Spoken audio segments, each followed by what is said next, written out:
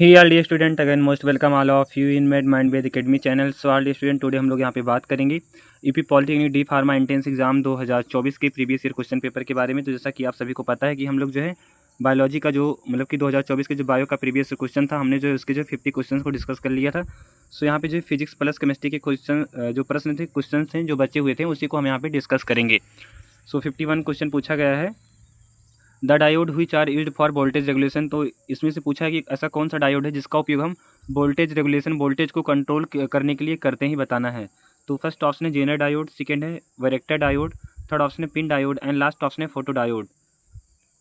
सो इसका correct option हो जाएगा हम लोग का ऑप्शन नंबर ए वाला, जो जेनर डायोड होता है, इसी का उपयोग जो है वोल्टेज के रेगुलेट करने के लिए, नियमन करने के लिए किया जाता है। अगला प्रश्न यहाँ पे दिया है, if the maximum error in the measurement of mass and the length of a cube are 3% and 2% respectively। यहाँ पे क्या दिया, if the maximum error in the measurement of mass, किसी द्रव्यमान और जो है लंबाई, किसी क्यूब के जो है लंबाई और द्रव्यमान के मेजरमेंट में जो है क्या है, मैक्सिमम एरर जो आ रहा है, अधिकतम जो एरर आ रहा है, त्रुटि आ रहा है, कितना आ रहा है, 3% और 2% आ रहा है क्रमशः। Then maximum percentage error in the measurement of density of cube. तो क्यूब का जो डेंसिटी है उसके मेजरमेंट में कितना मैक्सिमम परसेंटेज एरर आएगा, मतलब कि कितना त्रुटि आएगा ही बताना है। सो फर्स्ट ऑप्शन है 1%, सेकेंड है 5%, third option 9% and last option है 7%। सो करेक्ट ऑप्शन हो जाएगा हम लोग का यहाँ पे ऑप्शन नंबर सी वाला हो जाएगा, 9% आएगा। टोटल जो जो क्यूब है, मतलब जो क्यूब है उसके डेंसिटी को मेजरमेंट करते वक्त जो उसमें परसेंटेज एरर आएगा वह टोटल 9% आएगा। अगला प्रश्न यहाँ पे दिया है,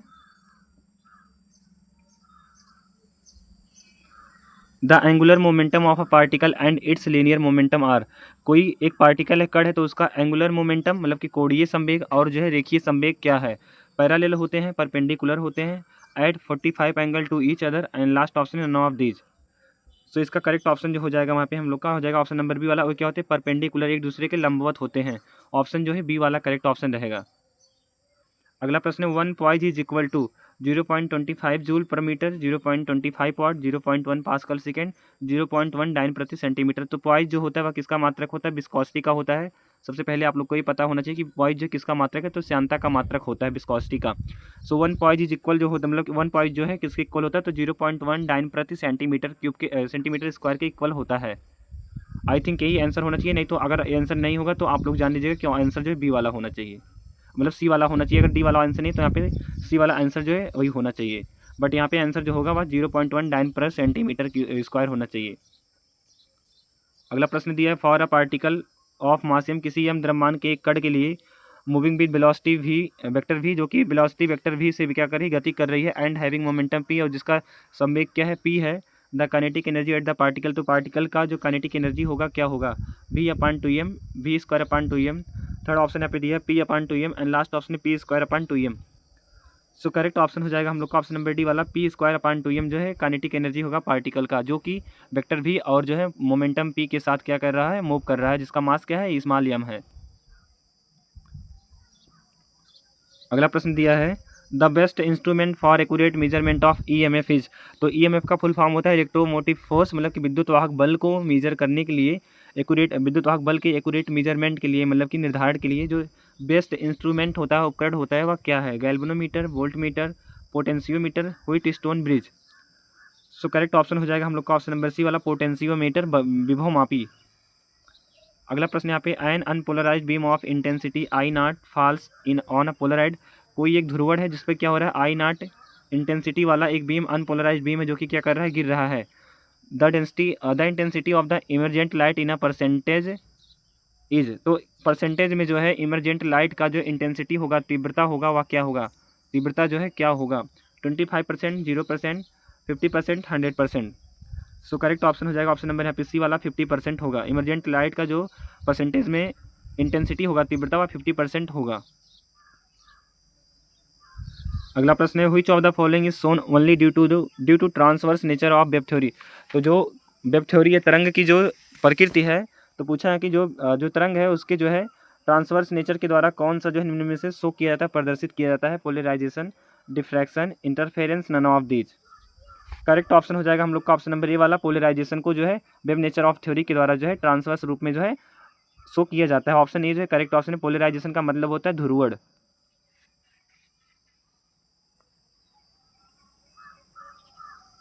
यहाँ पे क्वेश्चन देख लीजिए, दिया है क्या दिया है, एक आई तीव्रता वाली विद्युत चुंबकीय तरंग द्वारा, यहाँ पे और क्वेश्चन हिंदी में जो कट गया है पीडीएफ डाउनलोड करते वक्त, तो यहाँ पे दिया गया है कि the pressure exerted by an electromagnetic wave of intensity I on a non reflecting surface is, मतलब कि कोई एक क्या है इलेक्ट्रोमैग्नेटिक वेव है जो कि प्रेशर एक्सर्ट कर रहा है किस पे, नॉन रिफ्लेक्टिंग सरफेस पर, और उसका इंटेंसिटी क्या है, आई है। तो उसका जो है पूछ रहा, तो उसका जो इंटेंसिटी आई है वह नॉन रिफ्लेक्टिव सरफेस पर जो है क्या होगा, आई अपान सी स्क्वायर आई सी स्क्वायर आई अपान सी। सो करेक्ट ऑप्शन जो हो जाएगा हम लोग का यहाँ पे ऑप्शन नंबर जो है ए वाला आई अपान सी स्क्वायर हो जाएगा। ऑप्शन जो है ए वाला करेक्ट ऑप्शन है 59 का। अगला प्रश्न है, a constant force is applied to a body the body will have uniform, मतलब कि एक स्थिर फोर्स, एक मतलब कि यहाँ पे मान लीजिए एक ऑब्जेक्ट है, इस पर एक जो है स्थिर बल अप्लाई किया जा रहा है, बल लागू किया जा रहा है, तो उस बॉडी जो मतलब ऑब्जेक्ट है उसका यूनिफॉर्म क्या होगा, एक समान रूप में क्या होगा, उसकी चाल एक समान होगी, कि वेलोसिटी होगा, कि एक्सीलरेशन होगा, कि मोमेंटम होगा। तो यहाँ पे करेक्ट ऑप्शन हो जाएगा हम लोग का ऑप्शन नंबर जो है यहाँ पे सी वाला, जब किसी ऑब्जेक्ट पर एक समान रूप से या फिर किसी ऑब्जेक्ट पर जो है एक स्थिर बल जो अप्लाई किया जाता है, तो वह जो ऑब्जेक्ट होगा, जो वस्तु होगा, उसका जो त्वरण होगा क्या होगा, एक समान होगा। ऑप्शन जो है यहाँ पे सी वाला करेक्ट ऑप्शन होगा, एक्सीलरेशन जो होगा यूनिफॉर्म होगा। अगला प्रश्न है, the coefficient of viscosity of an ideal fluid is, किसी आदर्श दरों की, जो आदर्श दरों होते हैं उनकी विस्कोसिटी जो श्यानता है उसकी कॉफिशिएंट गुणांक क्या होता है, जीरो होता है, प्लस होता है, निगेटिव होता है, इनफाइनाइट होता है। सो करेक्ट ऑप्शन हो जाएगा ऑप्शन नंबर ए वाला, जीरो होता है। अगला प्रश्न यहाँ पे दिया है, यहाँ पे दिया है दो कूलाम आवेश को बिंदु ए से बिंदु बी तक जो है त्वरित किया, यहाँ पे इंग्लिश में ही बता दें क्योंकि यहाँ पे हिंदी में कट गया है। दिया क्या है, 200 joule work is done to take 2 coulomb of charge from point A to point B, मतलब 2 कूलाम आवेश यहाँ पे क्या दिया है, 2 कूलाम आवेश को जो है बिंदु ए से बिंदु तक जो है 200 बिंदु ए से बिंदु तक जो है 200 जूल कार्य करने में जो है कार्य किया जाता है, मतलब देन यहाँ पे बोला है कि the potential difference between point A and point B, मतलब कि यहाँ पे क्या है, एक बिंदु ए है और एक बिंदु यहाँ पे बी है, इनके बीच जो है 2 कूलाम का क्या क्या दो है, जो कि 2 कूलाम के जो है यहाँ पे 2 कूलाम आवेश वाले बिंदु ए और बिंदु बी के बीच 200 जूल कार्य करने में जो है पॉइंट ए और पॉइंट बी के मध्य जो है पोटेंशियल डिफरेंस क्या होगा ही बताना है। सो फर्स्ट ऑप्शन है 100 वोल्ट, सेकंड है 200 volt, third option 50 volt and last option है 10 वोल्ट। सो करेक्ट ऑप्शन हो जाएगा ऑप्शन नंबर यहाँ पे ए वाला 100 वोल्ट होगा, क्या होगा 100 वोल्ट आंसर। अगला प्रश्न है, एन एक arc of a circle of radius R subtend an angle pi upon 2 at the centre, it carriers it carry a current I small I, then the magnetic field at the centre will be, मतलब कि यहाँ पे क्या बोला, एक capital R त्रिज्या के वृत्त की चाप केंद्र पर क्या है, पाई बटा 2 का क्या है एंगल है, मतलब कि कोण है। इट कैरी एक करंट आई जो कि स्मॉल आई करंट को कैरी कर रहा है, the magnetic field at the centre, तो जो उसका सेंटर है, मतलब कि इस पे मान लीजिए जो सेंटर है इस पे मैग्नेटिक फील्ड चुंबकीय क्षेत्र क्या होगा, तो जो चुंबकीय क्षेत्र होगा 63 का वो हो जाएगा हम लोग का ऑप्शन नंबर बी वाला ही करेक्ट, म्यू नॉट आई अपान क्या हो जाएगा, mu not I upon 8R हो जाएगा। ऑप्शन जो है बी वाला करेक्ट ऑप्शन है यहाँ पे। अगला प्रश्न यहाँ पे दिया गया है, if v is the escape velocity and v naught is orbital velocity of a satellite for orbit close to the earth surface then these are related by, मतलब कि यदि यहाँ पे बोला यदि v क्या है escape velocity है, मतलब कि प्लान वेग है, और v naught क्या है ऑर्बिटल वेलोसिटी मतलब कि कक्षीय वेग है किसी सैटेलाइट का, तो यहाँ पे दिया है for orbit close to the earth surface, जो और एक ऐसा ऑर्बिट है जो कि क्या है, एक ऐसा ऑर्बिट है जो कि अर्थ के सरफेस के समीप है, तो और उसकी जो है यहाँ पे क्या है, वी क्या है इसके वेलोसिटी और वी नॉट क्या है ऑर्बिटल वेलोसिटी है, then these are related by, तो वह एक दूसरे से किसके द्वारा संबंधित होंगे। यहाँ पे पहला ऑप्शन जो दिया गया है v equal to V naught upon 2, V naught equal to V equal to under root 2 V naught, and last option V naught equal to under root 2 V E. So correct option जो हो जाएगा हम लोग का यहाँ पे option number C वाला, जो इन ये जो यहाँ पे मतलब कि जो ऑर्बिटल है, ये जो भी जो है यहाँ पे दिया है, जो भी यहाँ पे दिया है और जो भी नॉट दिया है, तो ये जो ऑर्बिटल के क्या है, एक ऐसा ऑर्बिटल है जो कि अर्थ के सरफेस के क्लोज है, तो ये जो है इनकी क्या है, भी इसके वेलोसिटी और भी नॉट क्या है ऑर्बिटल वेलोसिटी, तो ये एक दूसरे से जो है भी इक्वल टू अंडर रूट 2 भी नॉट के द्वारा जो है रिलेटेड हैं। अगला प्रश्न यहाँ पे दिया गया है, velocity vector and acceleration vector, मतलब कि जो वेलोसिटी बेग वेक्टर है और क्या है एक्सीलरेशन वेक्टर त्वरण वेक्टर है, in uniform circular motion are related as, मतलब कि जो बेग वेक्टर है और त्वरण वेक्टर है वह एक जो है यूनिफॉर्म सर्कुलर मोशन मतलब कि एक समान वृत्तीय गति में एक दूसरे से किसके द्वारा संबंधित है, both in same direction not related to each other, both in opposite direction perpendicular to each other. तो यहाँ पे जो कोई क्या है, एक यहाँ पे मान लीजिए एक ऑब्जेक्ट है जो कि यूनिफॉर्म सर्कुलर मोशन कर रहा है, तो इसका जो है वेलोसिटी वेक्टर और जो एक्सीलरेशन वेक्टर है वह एक यूनिफॉर्म सर्कुलर मोशन में एक दूसरे कैसे संबंधित है, तो वह जो है एक दूसरे से परपेंडिकुलर टू ईच अदर, मतलब कि एक दूसरे के लंबवत रूप से संबंधित है। ऑप्शन डी वाला करेक्ट ऑप्शन रहेगा। यहाँ पे देख सकते हैं एक दूसरे पर लंबवत हैं। अगला प्रश्न यहाँ पे दिया है, a capacitor is charge through a potential difference of 200 volt, मतलब कि कोई धारिता है जिसे चार्ज किया जाता है 200 वोल्ट के विभवांतर के द्वारा। 0.1 coulomb charge is stored in it, जब उसमें 0.1 कूलाम का जो है चार्ज आवेश जो है स्टोर हो जाता है। The amount of energy release by it when it is discharge by, तो जब इसे डिस्चार्ज किया जाता है तो उसके द्वारा कितनी अमाउंट का एनर्जी रिलीज होता है, 20 जूल, 5 जूल, 10 जूल, 25 जूल। सो करेक्ट ऑप्शन हो जाएगा यहाँ पे हम लोग का ऑप्शन नंबर जो है 10 जूल का क्या होगा, एनर्जी जो है रिलीज होगा जब हम उसे डिस्चार्ज करेंगे। ऑप्शन जो है सी वाला करेक्ट ऑप्शन है। अगला प्रश्न यहाँ पे पूछा है, according to the equipartition law of energy, जो एनर्जी का इक्विपार्सन लॉ है उसके अनुसार each particle in a system of particles having thermal energy E equal to, मतलब कि प्रत्येक पार्टिकल का किसी सिस्टम में जो है प्रत्येक पार्टिकल का किसी पार्टिकल के प्रत्येक पार्टिकल का किसी सिस्टम में थर्मल एनर्जी जो है किसके इक्वल होता है, तो यहाँ पे जो 67 का करेक्ट ऑप्शन हो जाएगा हम लोग का ऑप्शन नंबर डी वाला ई इक्वल टू 1/2 KBT के इक्वल होगा। अगला प्रश्न दिया है, temperature coefficient of resistance in semi conductor is, किसी अर्धचालक में जो टेम्परेचर कॉफिशिएंट मतलब कि किसी अर्धचालक में प्रतिरोध का जो टेम्परेचर कॉफिशिएंट तापमान गुणांक या तापमापक गुणांक जो होता है वह क्या होता है, 0 होता है, इन्फाइनिटी होता है, निगेटिव होता है, पॉजिटिव। सो करेक्ट ऑप्शन हो जाएगा यहाँ पे हम लोग का ऑप्शन नंबर जो सी वाला हो जाएगा। निगेटिव क्या होता है, निगेटिव होता है, मतलब कि माइनस फॉर्म में रहेगा, न कि पॉजिटिविटी के फॉर्म में। अगला प्रश्न है, ए चोक कॉइल इज, मतलब कि आप लोगों ने सुना होगा क्या, चोक कुंडली, आप लोगों ने पढ़ा होगा चोक कुंडली जो होता है उसका क्या होता है, मतलब कि चोक कुंडली के क्या लक्षण होते हैं, क्या गुण होते हैं, ये बताना है यहाँ पे।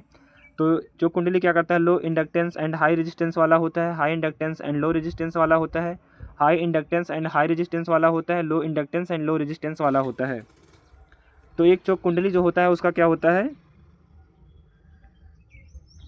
उच्च प्रतिरोध और जो उच्च रेजिस्टेंस होता है, यहाँ पे जो है ऑप्शन सी वाला करेक्ट ऑप्शन रहेगा। अगला प्रश्न दिया है यहाँ पे, moment of inertia along the diameter of a ring is, तो किसी रिंग के जो है डायमीटर मतलब किसी रिंग के व्यास के पारिता जो इनर्शिया होता है संवेग का जो जड़त्व है वह क्या होगा, mr² होगा, 1/2 mr², third option 3/2 mr² and last option 2 mr²। So correct option हो जाएगा यहाँ पे हम लोग का ऑप्शन नंबर जो सी वाला क्या हो जाएगा, 3/2 mr² होगा। ऑप्शन सी वाला करेक्ट ऑप्शन है। अगला प्रश्न है, the ideal gas equation for an adiabatic process, तो किसी रुद्धोष्म प्रक्रम के लिए रुद्धोष्म प्रक्रिया के लिए जो आदर्श गैस समीकरण होता है वह क्या होगा, तो यहाँ पे पहला ही ऑप्शन सही है, वह क्या होता है, P V gamma equal to स्थिरांक होता है, मतलब कि कांस्टेंट होता है, P V gamma equal to स्थिरांक या कांस्टेंट होता है। ऑप्शन जो है यहाँ पे ये वाला करेक्ट ऑप्शन है। अगला प्रश्न यहाँ पे दिया है,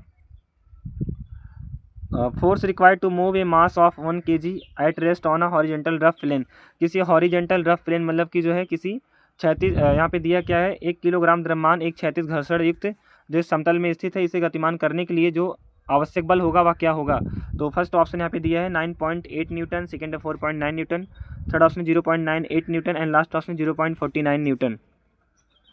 सो करेक्ट ऑप्शन हो जाएगा यहाँ पे हम लोग का ऑप्शन नंबर जो है सी वाला, 0.98 न्यूटन का फोर्स हमें रिक्वायरमेंट है इसको मूव करने के लिए। अगला प्रश्न यहाँ पे दिया है, पृथ्वी तथा मंगल की त्रिज्या क्रमशः क्या है, 6400 किलोमीटर और कितना है 3200 किलोमीटर है। पृथ्वी और जो है मंगल की त्रिज्या क्रमशः 6400 किलोमीटर और 3200 किलोमीटर है। देन यहाँ पे पूछा है पृथ्वी के द्रव्यमान का, जो कि पृथ्वी के द्रव्यमान के 0.1 गुना है, तो मंगल पर यहाँ पे क्या पूछा है, then the acceleration due to gravity on Mars is nearly, तो मंगल पर जो है गुरुत्वाकर्षण के कारण जो त्वरण होगा क्या होगा, 1 मीटर प्रति सेकंड स्क्वायर, 2.5 मीटर प्रति सेकंड स्क्वायर, 4 मीटर प्रति सेकंड स्क्वायर, 5 मीटर प्रति सेकंड स्क्वायर। करेक्ट ऑप्शन हो जाएगा ऑप्शन नंबर यहाँ पे सी वाला, 4 मीटर प्रति सेकंड स्क्वायर होगा। अगला प्रश्न है which of the following is not a state function, कौन एक पथ, इसको हिंदी में बोला जाता है पथ फलन, कौन एक जो है पथ फलन नहीं है। Pressure, entropy, work, temperature. So कार्य जो होता है वह क्या है, स्टेट फंक्शन नहीं होता है। यहाँ पे ऑप्शन सी वाला करेक्ट ऑप्शन रहेगा, जो वर्क होता है वह स्टेट फंक्शन नहीं होता है। नेक्स्ट क्वेश्चन यहाँ पे दिया है, यदि सरल आवर्त गति को D square X upon D T square plus A X equal to zero से क्या किया जाए, रिप्रेजेंट किया जाए, तो यहाँ पे तब पूछा है इट्स टाइम पीरियड, तब उसका जो है टाइम पीरियड मतलब कि आवर्तकाल क्या होगा, 2 pi alpha, 2 pi upon alpha, 2 pi upon under root alpha, 2 pi under root alpha. So correct option हो जाएगा हम लोग का ऑप्शन नंबर यहाँ पे जो डी वाला 2 पाई अंडर रूट हो जाएगा, 2 पाई अंडर रूट अल्फा हो जाएगा। यहाँ पे ऑप्शन जो है डी वाला करेक्ट ऑप्शन होगा। यहाँ पे डी वाला नहीं, यहाँ पे सी वाला ऑप्शन करेक्ट होगा, 2 pi upon under root alpha वाला ऑप्शन जो सही है, जो कि सी वाला है यहाँ पे। अगला प्रश्न है ionic bond formation depend on the arrangement of, जो आयनिक बंध के बनने की प्रक्रिया है निर्माण होने की, वह किसके जो है व्यवस्थाकरण पे या फिर व्यवस्थित होने पर निर्भर करता है, लैटिस के, कर्नल के, एटम के, मॉलिक्यूल के। करेक्ट ऑप्शन हो जाएगा हम लोग का ऑप्शन नंबर ए वाला लैटिस। लैटिस का मतलब होता है जालिका स्थान या अंतरकाशीय स्थान। अगला प्रश्न है which of the following group 14 element is a metal, तो समूह 14 के कौन सा ऐसा एलिमेंट है जो कि क्या है, धातु है, मेटल है, stannum, carbon, germanium, silicon. Correct option हो जाएगा ऑप्शन नंबर यहाँ पे ए वाला स्टैनम। अगला प्रश्न यहाँ पे what will be the name of aromatic primary amine with formula C7H9N, तो कोई एरोमेटिक एमीन है जिसका क्या है फार्मूला, क्या है C7H9। यहाँ पे दिया गया कि यहाँ पे जो एक एरोमेटिक एमीन, यहाँ पे एक एरोमेटिक एमीन दिया गया जिसका फार्मूला 7H9 है, तो उसका जो है क्या उसका जो है सॉरी यहाँ पे पूछा क्या गया है कि यहाँ पे एक फार्मूला दिया गया है C7H9N, तो इस एरोमेटिक प्राइमरी एमीन का नेम क्या होगा, फेनिल मेथानाइन, और यहाँ पे दिया है benzyl amine, phenyl aminomethine, benzoin. So correct option जो हो जाएगा हम लोग का ऑप्शन नंबर यहाँ पे जो है ए वाला फेनिल मेथामाइन, जो दिया है फेनिल मेथेन एमीन जो यहाँ पे हो, यही वाला पहला वाला ऑप्शन करेक्ट ऑप्शन होगा। अगला प्रश्न है formula of half life period of a first order reaction is, तो किसी फर्स्ट ऑर्डर प्रथम कोटि की अपक्रिया के लिए जो अर्धायु काल का फार्मूला होता है वह क्या होगा। सो पहला ही जो यहाँ पे ऑप्शन करेक्ट होगा हो जाएगा ऑप्शन नंबर सी वाला, T1/2 इक्वल टू 0.693 अपान के होता है। ऑप्शन सी वाला करेक्ट ऑप्शन रहेगा। अगला प्रश्न है which of the following is picric acid, कौन एक पिक्रिक अम्ल है, पिक्रिक अम्ल है। तो पहला ऑप्शन है पैरा नाइट्रोबेंजोइक एसिड, सेकंड है ऑर्थोनाइट्रोफिनॉल, थर्ड ऑप्शन है Meta nitrobenzoic acid, and last option 2,4,6 trinitrophenol. तो 2,4,6 ट्राइनाइट्रोफिनॉल को क्या कहते हैं, पिक्रिक एसिड कहते हैं। इसका स्ट्रक्चर कैसे बनेगा, तो ऐसे बनेगा फिनाल का स्ट्रक्चर। तो यहाँ पे देखिए 1 हो गया, यहाँ पे 2 हो गया, यहाँ पे 3, यहाँ पे 4, 5, 6, तो 2,4,6 ट्राई नाइट्रो बोला ना, तो यहाँ पे NO2 लग जाएगा, और यहाँ पे 4 पे NO2 लग जाएगा, एंड यहाँ पे 2 पे NO2 ग्रुप लग जाएगा, यहाँ पे OH लगा रहेगा। यही क्या है 2,4,6 ट्राई नाइट्रोफिनॉल, जिसे पिक्रिक एसिड बोला जाता है। अगला प्रश्न दिया है सल्फ्यूरिक एसिड H2SO4 का मोलर द्रव्यमान क्या है। जो सल्फ्यूरिक एसिड यहाँ पे दिया है what is the molar mass of the sulphuric acid, तो जो सल्फ्यूरिक एसिड है उसका मोलर द्रव्यमान क्या होगा। यहाँ पे इसका एटॉमिक मास दिया है H equal to 1 gram, S equal to 32 gram जो है दिया है, और ऑक्सीजन का 16 ग्राम दिया है। तो 82 यहाँ पे दिया क्या है, ऑप्शन में दिया है 82 ग्राम प्रति मोल, 64 ग्राम प्रति मोल, 98 ग्राम प्रति मोल, 100 ग्राम प्रति मोल। करेक्ट ऑप्शन हो जाएगा यहाँ पे हम लोग का ऑप्शन नंबर जो है सी वाला, 98 ग्राम प्रति मोल होगा जो है H2SO4 का मोलर मास, आणविक द्रव्यमान। अगला प्रश्न यहाँ पे a reaction is first order with respect to reactant A, कोई अपक्रिया मतलब कि एक अपक्रिया है जो कि एक अपक्रिया अपकारक ए के संबंध में क्या है, प्रथम कोटि की अपक्रिया है। What will be the initial rate if concentration of reactant is reduced by half, यदि जो है रिएक्टेंट का जो अभिकारक है उसकी सांद्रता को आधा कर दिया जाता है, तब जो इनिशियल रेट होगा अपक्रिया का, जो प्रारंभिक दर होगा वह क्या होगा, चेंज नॉट चेंज मतलब कि चेंज नहीं होगा, डबल हो जाएगा, ट्रिपल हो जाएगा, हाफ हो जाएगा। सो करेक्ट ऑप्शन हो जाएगा ऑप्शन नंबर डी वाला, जो रिएक्शन रेट होगा वह जो इनिशियल रेट होगा क्या हो जाएगा, हाफ हो जाएगा, मतलब कि आधा हो जाएगा। अगला प्रश्न है which of the following is an example of metalloid, तो कौन एक मेटालॉइड उपधातु का एग्जाम्पल है, किसका, उपधातु, silicon, sodium, oxygen, iron. Correct option यहाँ पे हम लोग का ऑप्शन नंबर सिलिकॉन हो गया, बोरान हो गया, बोरान, ये सब क्या है उपधातु है, मेटालॉइड हैं। अगला प्रश्न है element do emit radiation on their own and this property is known as मतलब कि कोई एलिमेंट है जो कि इमिट करता है, मतलब कि उत्सर्जित करता है रेडिएशन को, स्वयं के रेडिएशन को जो है इमिट करता है, तो उसकी प्रॉपर्टी तो दिस प्रॉपर्टी नो, तो इस प्रॉपर्टी को क्या कहते हैं? Adsorption, radioactivity, refraction, adsorption. सो करेक्ट ऑप्शन हो जाएगा 84 का हम लोग का जो है ऑप्शन नंबर यहाँ पे बी वाला, इसे रेडियोएक्टिविटी कहा जाएगा। अगला प्रश्न है, दिया क्या है? फिनॉल का सांद्र HNO3 और सांद्र H2SO4 में नाइट्रीकरण के साथ नाइट्रीकरण करने से क्या प्राप्त होता है? जो यहाँ पे मतलब क्या है, जो फिनॉल है, अगर हम इसका क्या करते हैं, सांद्र नाइट्रिक अम्ल और सांद्र सल्फ्यूरिक अम्ल के साथ नाइट्रीकरण करते हैं तो क्या प्राप्त होता है? ओवर अ लॉन्ग पीरियड, मतलब कि लंबे समय तक हम उसका नाइट्रेशन करते हैं तो क्या प्राप्त होता है? Para nitrophenol, picric acid, orthonitrophenol, nitrobenzene. So 85 का जो करेक्ट ऑप्शन हो जाएगा हम लोग का यहाँ पे ऑप्शन नंबर बी वाला, वही पिक्रिक एसिड जो है 2,4,6 डाइनाइट्रोफिनॉल जो है प्राप्त होगा। अगला प्रश्न है, in the modern periodic table the atomic radius of an element follow the following trend. जो आधुनिक आवर्त सारणी है उसमें जो एटॉमिक रेडियस है एलिमेंट का, वह किसको फॉलो करता है? Increase across the period, period में जाने पर बढ़ता है। Increase across the period, period से बाहर जाने पर क्या होता है? घटता है। Decrease down the group, group में नीचे जाने पर घटता है। None of these. तो मॉडर्न पीरियोडिक टेबल में जो एटॉमिक रेडियस होता है वह जो है, जब हम क्या करते हैं अक्रॉस द पीरियड, मतलब कि पीरियड से क्या करते हैं, जो आवर्त होता है, आवर्त में जो है आगे बढ़ने पर क्या होता है? घटता है। तो यहाँ पे ऑप्शन जो है बी वाला करेक्ट ऑप्शन रहेगा। डिक्रीज अक्रॉस द पीरियड, मतलब कि पीरियड से बाहर जाने पर जो है घट जाएगा, डिक्रीज हो जाएगा।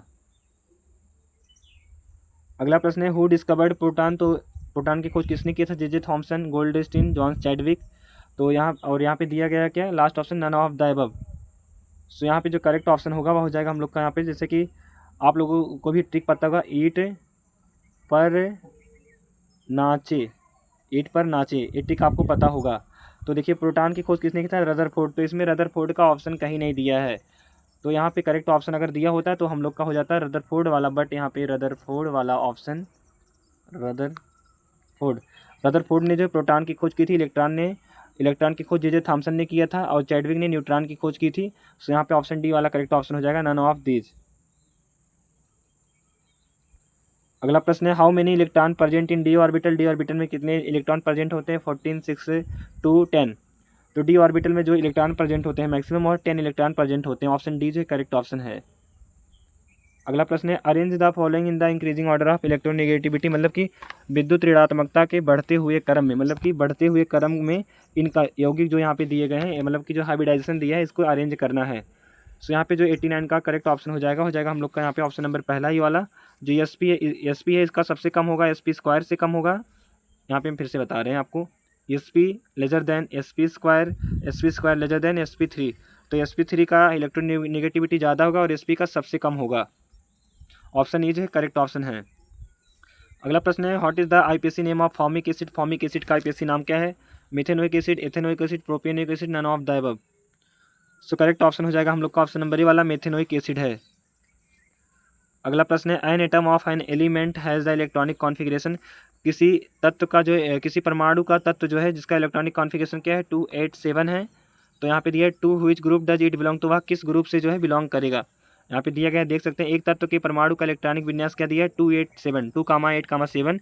तो वह जो है किस ग्रुप से, किस समूह से बिलोंग करेगा? 16th ग्रुप से, 15th ग्रुप से, 17th ग्रुप से, सेकेंड ग्रुप से।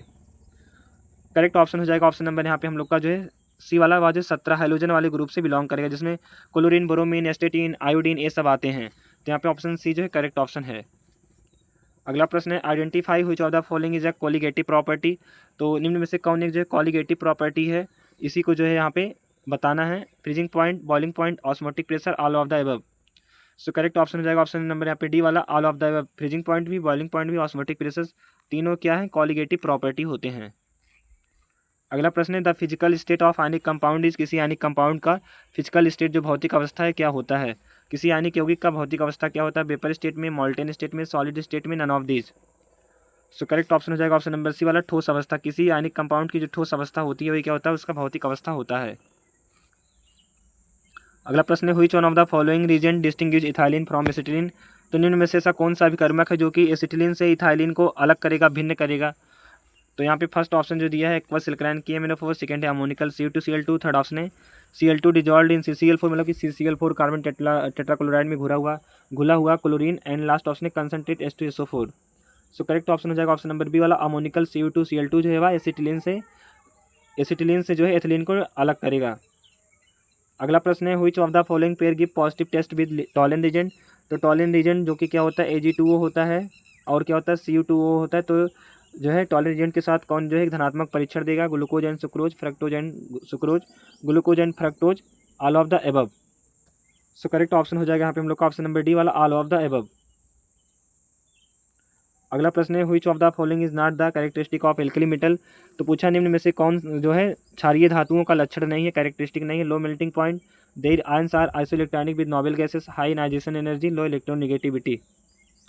करेक्ट ऑप्शन है ऑप्शन नंबर सी वाला, उनकी जो है उच्च आयनाइजेशन एनर्जी मतलब कि आयनीकरण ऊर्जा, जो एल्कली मेटल्स होते हैं उनमें जो है उच्च आयनीकरण ऊर्जा जो है प्रेजेंट नहीं होता है। तो यहाँ पे नोट करके पूछा गया, आप लोग ध्यान दीजिएगा। अगला प्रश्न है hydrogen does not bind with which of the following. Hydrogen किसके साथ बंधता या जुड़ता नहीं है, हीलियम के साथ, सोडियम के साथ, एंटामनी के साथ, बिस्मथ के साथ। तो हाइड्रोजन जो है वह हीलियम के साथ जो है कॉम्बिनेशन नहीं करता, संयोग नहीं करता है। अगला प्रश्न है which of the following is the weakest bond. तो कौन एक जो है दुर्बल बंध है, निम्न में से कौन एक दुर्बल बंध है, covalent bond, ionic bond, metallic bond, van der Waal bond. तो जो वांडरवाल फोर्स होता है या फिर वांडरवाल बॉन्ड होता है, बांध होता है, क्या होता है, एक दुर्बल बंध है। अगला प्रश्न यहाँ पे दिया है निम्न में से कौन मुक्त ऊर्जा परिवर्तन, इसको थोड़ा सा स्मॉल साइज करना पड़ेगा, रुक जाइएगा। Which of the following depicts correct relationship between free energy change and equilibrium constant. तो मुक्त ऊर्जा परिवर्तन और जो है साम्यावस्था स्थिरांक के मध्य जो है कौन निम्नलिखित में से रिलेशनशिप बताता है। तो यहाँ पे जो करेक्ट ऑप्शन हो जाएगा 99 का हो जाएगा पहला ही ऑप्शन यहाँ पे correct, minus delta G equal to R T log K C, minus delta G equal to R T log K C. यहाँ पे जो है ऑप्शन पहला वाला करेक्ट ऑप्शन रहेगा।